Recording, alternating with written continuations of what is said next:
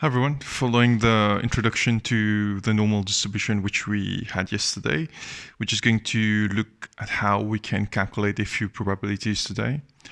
So before we start looking at how to calculate probabilities using the normal table, we'll just run through a few properties of the normal distribution.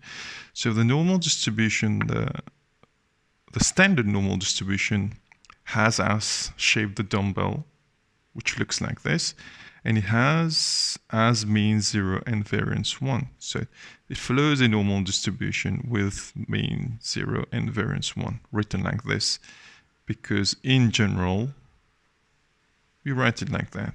Z follows normal mu sigma square. So here the mean is 0, mu, and the variance is 1, so sigma square is 1, all right? So the mean is 0 here in the middle. Now, for the standard normal distribution, we can work out the property of Z being less than A. So if you want to use the normal table, okay, found in your formula sheet for CIE, it has to be in the form Z less than A, where A is a positive number, all right? So you can only work out probabilities if it's in the form Z less than A, so you can only work out property of Z being less than a positive number. That's the restriction we have. So if we have any other form which is not in this specific form, Z being less than A, we need to try to work around it. So we need to change the format so that it becomes Z less than A. For example, if we have Z being more than A, what do we do?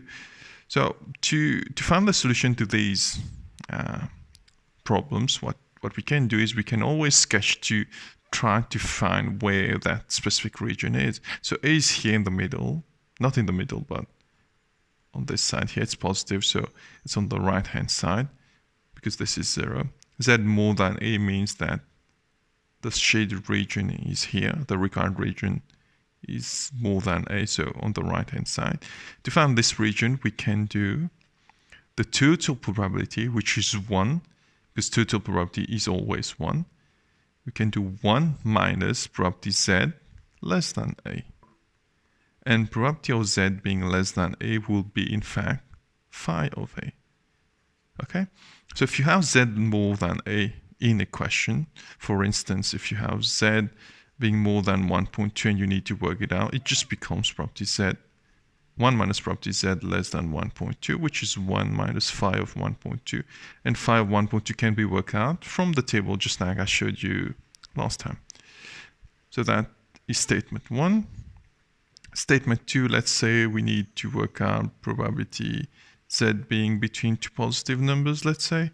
So on your graph, it's going to be between two positive numbers, so here, A and B.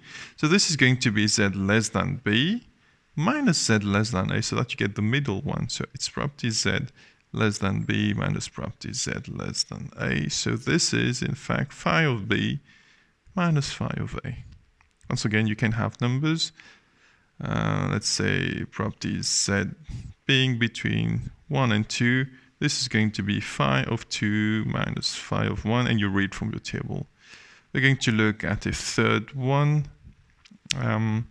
Let's say property Z is less than a negative number, let's say, so minus 1.2. Okay? So this will be Z less than a negative number, minus 1.2. So it's this region here. We can't work with negative numbers because we can only work with this form where A is a positive number. So since the normal distribution is symmetrical, what we can do is we can reflect it. We can reflect it, and this region is in fact similar to that one. And to get the shaded region here, we can just do total probability minus less than 1.2. So probability of Z being less than minus 1.2 is in fact 1 total probability minus probability Z being less than 1.2. And this becomes 1 minus phi of 1.2. Once again, read from the table. So a general statement for this would be if probability z is less than minus a, it becomes 1 minus property z less than a, and this is 1 minus phi of a. Okay, so we've looked at these 3 statements today. In the next session, we're going to look at a few other statements, all right? So I hope that you found it useful. I'll see you very soon.